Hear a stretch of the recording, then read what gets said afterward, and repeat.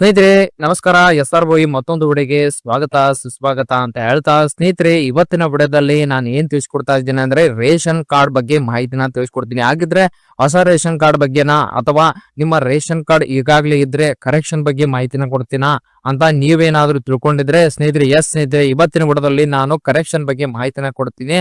ನಿಮ್ಮ ration card ಈಗಾಗಲೇ APL ಆಗಿರ್ಬೋದು, BPL ಕಾರ್ಡ್ ನಿಮ್ಮ ಹತ್ರ ಇದ್ರೆ ಅದರಲ್ಲಿ ಏನಾದ್ರೂ ನೀವು ಹೆಸರುಗಳನ್ನ ಸೇರ್ಪಡೆ ಮಾಡ್ಲಿಕ್ಕೆ ಬಯಸಿದ್ರೆ ಸರ್ಕಾರದವರು ಈ ತಿಂಗಳ ಕೊನೆ ದಿನಾಂಕ ಅಂತ ಕೊಟ್ಟಿದ್ರು.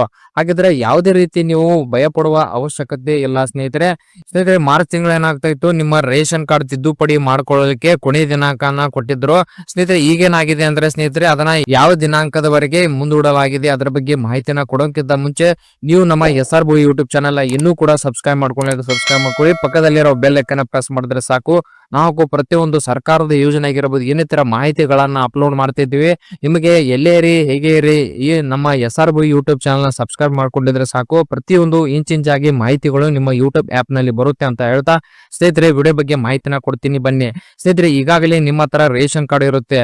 ರೇಷನ್ ಕಾರ್ಡ್ ದಲ್ಲಿ ಈಗ ತಾನೇ ಹುಟ್ಟಿರುವಂತ ಮಗುವಿನ ಆಧಾರ್ ಕಾರ್ಡ್ ನ ತಕೊಂಡಿದ್ರೆ ಸ್ನೇಹಿತರೆ ನೀವು ಕರ್ನಾಟಕ ಒಂದು ಸೇವಾ ಕೇಂದ್ರ ಆಗಿರ್ಬೋದು, ಗ್ರಾಮೀಣ ಸೇವಾ ಕೇಂದ್ರದಲ್ಲಿ ಹೋಗಿ ರೇಷನ್ ಕಾರ್ಡ್ ಗಳನ್ನ ತಿದ್ದುಪಡಿ ಮಾಡ್ಕೊಳ್ಬಹುದು. ಈಗೇನಾದ್ರೂ ಮಗುವಿನ ಆಧಾರ್ ಕಾರ್ಡ್ ತಗೊಂಡಿದ್ರೆ ಸ್ನೇಹಿತರೆ ಅಲ್ಲಿ ಹೋಗ್ಬಿಟ್ಟು ನಿಮ್ಮ ರೇಷನ್ ಕಾರ್ಡ್ ಮತ್ತು ಮಗುವಿನ ಆಧಾರ್ ಕಾರ್ಡ್ ನ ತೆಗೆದುಕೊಂಡು ಹೋದ್ರೆ ಸಾಕು. ಅದರ ಜೊತೆಗೆ ಮಗುವಿನ ಬರ್ತ್ ಸರ್ಟಿಫಿಕೇಟ್ ಕೂಡ ಬೇಕಾಗುತ್ತೆ. ಅದನ್ನ ತೆಗೆದುಕೊಂಡು ಹೋಗಿ ನೀವು ಹೆಸರನ್ನ ಸೇರ್ಪಡೆ ಮಾಡ್ಕೊಳ್ಬಹುದು.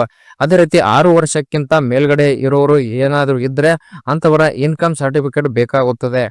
ಅಂತವರ ಆದಾಯ ಪ್ರಮಾಣ ಪತ್ರ ನಿಮ್ಮ ಹತ್ರ ಇದ್ರೆ ರೇಷನ್ ಕಾರ್ಡ್, ಆದಾಯ ಪ್ರಮಾಣ ಪತ್ರ ಮತ್ತು ಅದ್ರ ಜೊತೆಗೆ ಆಧಾರ್ ಕಾರ್ಡ್ ನ ತೆಗೆದುಕೊಂಡು ಹೋಗಿ ಸೇವಾ ಕೇಂದ್ರದಲ್ಲಿ ಹೆಸರನ್ನ ಸೇರ್ಪಡೆ ಮಾಡ್ಕೊಳ್ಬಹುದು. ಸ್ನೇಹಿತರೆ ಆದಾಯ ಎಷ್ಟಿರ್ಬೇಕಂದ್ರೆ BPL ಕಾರ್ಡ್ ಹೊಂದಿದ್ದವರಿಗೆ 1,20,000ಕ್ಕಿಂತ ಕೆಳಗಡೆ ಇರುವಂತ ಆದಾಯ ಪ್ರಮಾಣ ಪತ್ರ ನೀವು ಕೊಡಬೇಕಾಗುತ್ತದೆ. APL ಕಾರ್ಡ್ಗೆ ಯಾವುದೇ ರೀತಿ ಇಲ್ಲಿ ಆದಾಯ ಪ್ರಮಾಣ ಪತ್ರ ಕಡ್ಡಾಯವಾಗಿರಲ್ಲ. ಸ್ನೇಹಿತರೆ ನಿಮ್ಮ ಹತ್ರ ಆಧಾರ್ ಕಾರ್ಡ್ ಇದ್ರೆ ಸಾಕು. APL ಕಾರ್ಡ್ದಾಗಿ ಪ್ರತಿಯೊಬ್ಬರದು ಕೂಡ ಹೆಸರನ್ನ ಈಜಿ ನಿಮ್ಮ OTP ಅಥವಾ ನಿಮ್ಮ ಬಯೋಮೆಟ್ರಿಕ್ ಮೂಲಕ ನೀವು ಅಲ್ಲಿ ಹೆಸರನ್ನ ಸೇರ್ಪಡೆ ಮಾಡ್ಕೊಳ್ಬಹುದು.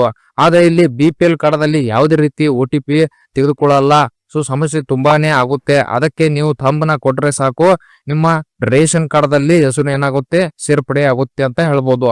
ಅದ್ರ ಜೊತೆಗೆ ನೀವೇನಾದ್ರೂ ರೇಷನ್ ಕಾರ್ಡ್ ಅಂಗಡಿನ ಚೇಂಜ್ ಮಾಡ್ಲಿಕ್ಕೆ ಅಂದ್ರೆ ಬದಲಾವಣೆ ಮಾಡಲು ಇಚ್ಛಿಸಿದ್ರೆ ನಮಗೆ ಈಗ ಈ ರೇಷನ್ ಅಂಗಡಿ ತುಂಬಾನೇ ದೂರ ಆಗುತ್ತೆ. ನಮ್ಮ ಹತ್ತಿರದ ರೇಷನ್ ಕಾರ್ಡ್ ಅಂಗಡಿಗೆ ಸೇರ್ಪಡೆ ಮಾಡಿ ಕೊಡಿ ಅಂದ್ರೆ ಅಲ್ಲಿ ಕರ್ನಾಟಕ ಒಂದು ಸೇವಾ ಕೇಂದ್ರಕ್ಕೆ ಹೋದ್ರೆ ಆ ರೇಷನ್ ಕಾರ್ಡ್ ಅಂಗಡಿಯ ಸಂಖ್ಯೆನ ನೀವು ಹೇಳಿದ್ರೆ ಸಾಕು. ಶಾಪ್ ನಂಬರ್ ಅಂತ ಇರುತ್ತೆ, ಆ ಶಾಪ್ ನಂಬರ್ ಹೇಳಿದ್ರೆ ಸಾಕು. ಅಲ್ಲಿ ಆ ಯಾವ ಶಾಪ್ ನಂಬರ್ ಹೇಳಿರ್ತಾರ ಆ ಶಾಪ್ ನಂಬರ್ನ ನಿಮ್ಗೆ ಚೇಂಜ್ ಮಾಡಿಕೊಡ್ತಾರೆ. ಆ ರೇಷನ್ ಕಾರ್ಡ್ ದಲ್ಲಿ ಇರುವ ಯಾರಾದ್ರೂ ವ್ಯಕ್ತಿ ಅಲ್ಲಿ ಹೋದ್ರೆ ಸಾಕು, ಅವರ ಥಂಬ್ನ ಕೊಡೋ ಮೂಲಕ ರೇಷನ್ ಕಾರ್ಡ್ ಅಂಗಡಿನ ಬದಲಾವಣೆ ಮಾಡ್ಕೊಳ್ಬಹುದು. ಈಗ ಹೆಣ್ಮಕ್ಳದ್ದು ಏನಾದ್ರು ಮದುವೆ ಆಗಿದ್ರೆ ಅವರು ಗಂಡನ ಮನೆಗೆ ಹೋಗ್ಬೇಕಂದ್ರೆ ಅಲ್ಲಿ ಗಂಡನ ಮನೆಯಲ್ಲಿ ರೇಷನ್ ಕಾರ್ಡ್ ಹೊಸ ಮಾಡ್ಲಿಕ್ಕೆ ಇಚ್ಛಿಸ್ತಾರೆ. ಅಂತವರ ಹೆಸರನ್ನ ಕೂಡ ಕಡಿಮೆ ಮಾಡಬಹುದು. ಅದ್ರ ಜೊತೆಗೆ ನೀವು ಅಲ್ಲಿ ಯಾದಿ ಅಥವಾ ಲಗ್ನ ಪತ್ರವನ್ನ ಕೊಡ್ಬೇಕಾಗುತ್ತೆ. ಅದ್ರ ಜೊತೆಗೆ ಏನಾದ್ರು ನಿಮ್ಮ ಕುಟುಂಬದಲ್ಲಿ ಎತ್ತಾಗಿದ್ರೆ ಅಂದ್ರೆ ತೀರ್ಕೊಂಡಿದ್ರೆ ಅಂತವರ ಮರಣ ಪ್ರಮಾಣ ಪತ್ರ ಅದ್ರ ಜೊತೆಗೆ ಕೊಟ್ಬಿಟ್ಟು ನೀವು ಅವರ ಹೆಸರು ಕಡಿಮೆ ಮಾಡ್ಕೊಳ್ಬಹುದು. ಇಂಥವ್ರದ್ದು ಮಾತ್ರ ಹೆಸರು ಕಡಿಮೆ ಆಗುತ್ತೆ. ಇನ್ನಿತರ ಯಾವುದೇ ರೀತಿ ಹೆಸರುಗಳಿದ್ರೆ ಅವು ಕಡಿಮೆ ಆಗಲ್ಲ. ಒಂದು ನಾಟ್ ರೆಸಿಡೆನ್ಶಿಯಲ್ ಅಂತ ಹೆಣ್ಮಗಳಿಂದ ಕಮ್ಮಿ ಆಗುತ್ತೆ, ಇನ್ನೊಂದು ಡೆತ್ ಆಗಿರುತ್ತಲ್ಲ ಅಂತವ್ರದ್ದು ಮಾತ್ರ ಹೆಸರು ಕಡಿಮೆ ಆಗುತ್ತಿದೆ. ಇದ್ರ ಜೊತೆಗೆ ನೀವೇನಾದ್ರೂ ಆಧಾರ್ ಕಾರ್ಡ್ ದಲ್ಲಿ ನಿಮ್ಮ ಫೋಟೋ ಆಗಿರ್ಬೋದು, ನಿಮ್ಮ ಹೆಸರನ್ನ ಅಪ್ಡೇಟ್ ಮಾಡ್ಕೊಂಡಿದ್ರೆ ರೇಷನ್ ಕಾರ್ಡ್ ದಲ್ಲಿ ಬೇರೆ ಇರುತ್ತೆ, ನಿಮ್ಮ ಆಧಾರ್ ಕಾರ್ಡ್ ದಲ್ಲಿ ಬೇರೆ ಇರುತ್ತೆ. ಅಂತವ್ರು ಕೂಡ ನಿಮ್ಮ ಆಧಾರ್ ಕಾರ್ಡ್ ಕೊಡೋ ಮೂಲಕ ಅಪ್ಡೇಟ್ ನ ಮಾಡ್ಕೊಂಡು ನಿಮ್ಮ ರೇಷನ್ ಕಾರ್ಡ್ ದಲ್ಲಿ ಸುಧಾರಣೆ ಮಾಡ್ಕೊಳ್ಬಹುದು. ಸೊ ಇನ್ನಿತರ ಬೇರೆ ಏನಾದ್ರೂ ಮಾಹಿತಿಗಳಿದ್ರೆ ಸ್ನೇಹಿತರೆ ನಿಮ್ಮ ಸೇವಾ ಕೇಂದ್ರದಲ್ಲಿ ಹೋಗ್ಬಿಟ್ಟು ಇದರ ಬಗ್ಗೆ ಮಾಹಿತಿ ತಿಳ್ಕೊಂಡು ನಂತರ ನೀವು ಅರ್ಜಿ ಹಾಕಿದ್ರ ಲಾಭವನ್ನು ಪಡ್ಕೊಳ್ಬಹುದು. ಸ್ನೇಹಿತರೆ ಯಾವುದೇ ರೀತಿ ನೀವು ಭಯ ಪಡುವ ಅವಶ್ಯಕತೆ ಇಲ್ಲ. ಇನ್ನು ಮುಂದೆ ಜೂನ್ ತನಕ ತಿದ್ದುಪಡಿ ಮಾಡಿಕೊಳ್ಳಲು ಅವಕಾಶನ ಕೊಟ್ಟಿದ್ದಾರೆ ಅಂತ ಹೇಳ್ಬೋದು. ಬೆಳಿಗ್ಗೆ 10ರಿಂದ ಸಾಯಂಕಾಲ 5ರವರೆಗೆ ಈ ತಿದ್ದುಪಡಿ ಮಾಡಲು ಅವಕಾಶವಿರುತ್ತೆ. ಯಾವುದೇ ರೀತಿ ಸರ್ವರ್ ಇಶ್ಯೂ ಇರಲ್ಲ. ನೀವು ಈಸಿಲಿ ಆಗಿ ನಿಮಗೆ ವೇಳೆ ಯಾವಾಗ ಸಿಗುತ್ತೆ ಆ ಟೈಮಲ್ಲಿ ಹೋಗ್ಬಿಟ್ಟು ಅವ್ರಿಗೆ ಕಾಂಟ್ಯಾಕ್ಟ್ ಕೂಡ ಮಾಡಬಹುದು.